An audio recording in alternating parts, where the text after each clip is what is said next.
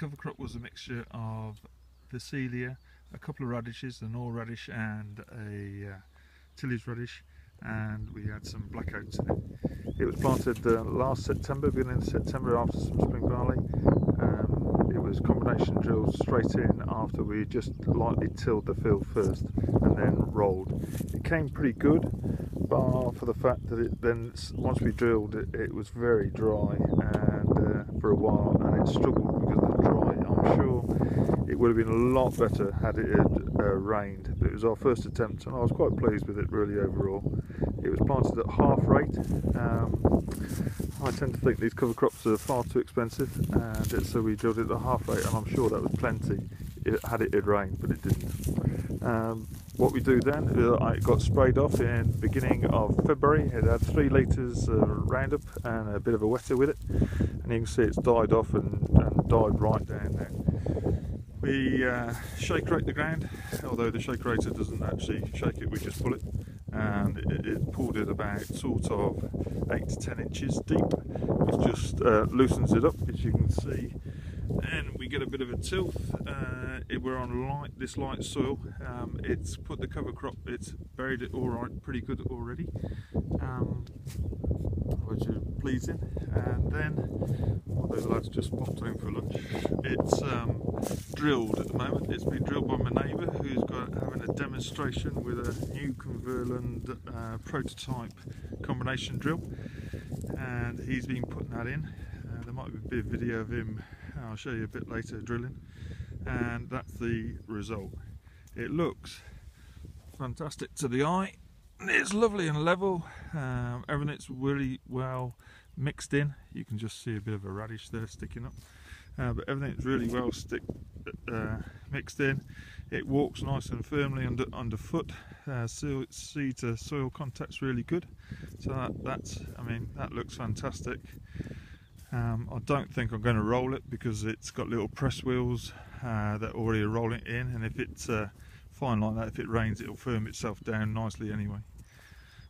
If we just walk across the patch a little bit, there's a tram line. If we just walk across the patch a little bit, I also earlier on had a demonstration of a McConnel strip till drill, a new one. McConnel bought it out, and I had a so we're walking over there.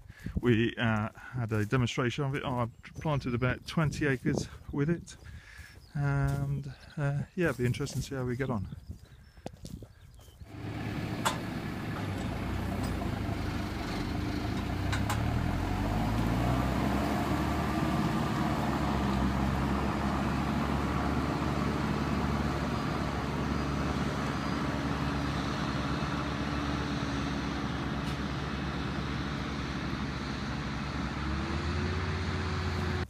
Here we go, here's where the McConnel was.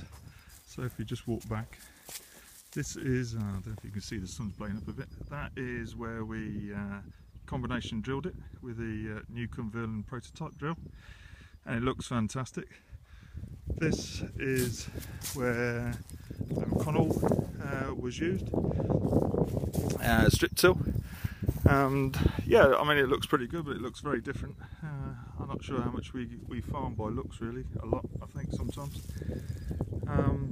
The coulters on the front of the drill were set at 4 inches. The working blade itself was set at 4 inches deep, and then it was just lightly planted in after that. The feelings are that it's a little bit, couldn't get enough pressure onto the back wheels where the corn was actually planted itself. So whether that's going to cause a bit of a problem. I am going to Cambridge roll this part. I'm not going to Cambridge roll where it was power harrowed. I am going to Cambridge roll this. I just feel we've never had slugs here on this farm, but I do feel in amongst, I know it's a dying cover crop, but I do feel it's perhaps a little bit of a haven for slugs. Although this cover crop, like I said, is dying, I still think it's a bit of a haven for it. And I think I'm going to roll it. It's just about right to roll now. It's just drying off. Just perhaps another day underneath would be good. Let it just dry a bit. I don't want to go and pan it down and not get anything out of it at all. But as for drilling, as for going in, I mean the drill went fantastic. It's dead easy to use, and yeah, sure, it's going to save you huge amounts of money, but yeah, is it right? Your husbandry's got to be really spot on, I think, for it.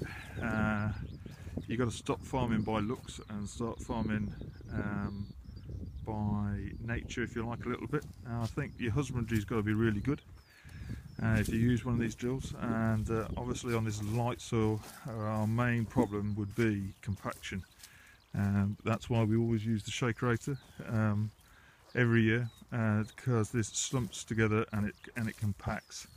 Hopefully, if we carry on with these cover crops, which look really good, the cover crops, and especially that big old tillage radish, might help to do the compaction. But give it time. It'll be interesting to see what it looks like, this crop. I've got some other bits that I've planted as well with it in some other slight conditions that I've got on the farm here. Only pure sand really, and some really stiff I got.